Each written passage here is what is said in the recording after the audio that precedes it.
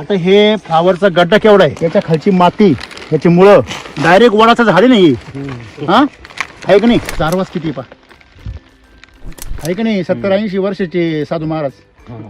हा? एवढा मोठा गड्डा झाल्यावर केमिकलवर तो खराब होऊन गेला, पण हा अजून तसाच्या तसाच आहे की नाही. माझ्या आयुष्यात म्हणजे 35 वर्षाच्या वयात एवढा घंटा पहिल्यांदा पाहिला. त्याच्यावर नजर ठरती का, त्याच्यावर नजर ठेवा बरं, लगेच चमकते की नाही. मग ही ताकद तुम्ही कुठल्याही साधू पुरुषाकडे बघा, ते चेहऱ्यावर काय राहते आपण बघू नाही शकत, म्हणजे जवळ सुद्धा जाऊ शकत नाही जास्त. तुमच्या मालावर चमक म्हणजे त्याच्यामध्ये अमृत आहे. तुमचा माल डल झाला म्हणजे त्याच्यामध्ये विष. माणसाचं पण तसंच, माणसाच्या चेहऱ्यावर चमक म्हणजे हा माणूस आनंदी आहे, आणि माणसाचा चेहरा उतरेल म्हणजे याचं वाटवच होईल. हे एवढं सोपं आहे. ज्याची शेती चांगली त्याची मती चांगली, ज्याची शेती नासली त्याची मती नासली. ते पैसे तुमच्या चेहऱ्यावर चमक नाही आणू शकत, लक्ष्मीच आणू शकते. ज्याच्याकडे लक्ष्मी नाही त्याच्याकडे आरोग्य पण राहा. पहिलं आपल्या मातीला काय पाहिजे, आरोग्य.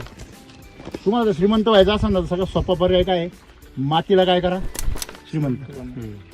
तुम्ही जर मातीला गरीब करून तुम्ही श्रीमंत झाले ना, तुमच्या घरात अवदासाच घुसणार. अवदासा म्हणजे काय, खालची दशा. तुम्ही काही करा, तुम्ही खालच्या दशी जाणार, वरच्या दशी जाणारच नाही. आलं लक्षामध्ये. म्हणजे तुम्हाला जिकडे जाल तिकडे अधोगतीच पाहायला भेटेल. पैसा जरी कमवला तर तो दवाखान्यात जाईल, तो ऍक्सिडेंटमध्ये जाईल, तो कोर्ट कचेरीत जाईल, पण तो तुमच्या प्रगतीत येणार नाही. तुम्ही काही नवीन ट्रॅक्टर घ्या, हे करा, ऍक्सिडेंटच होईल.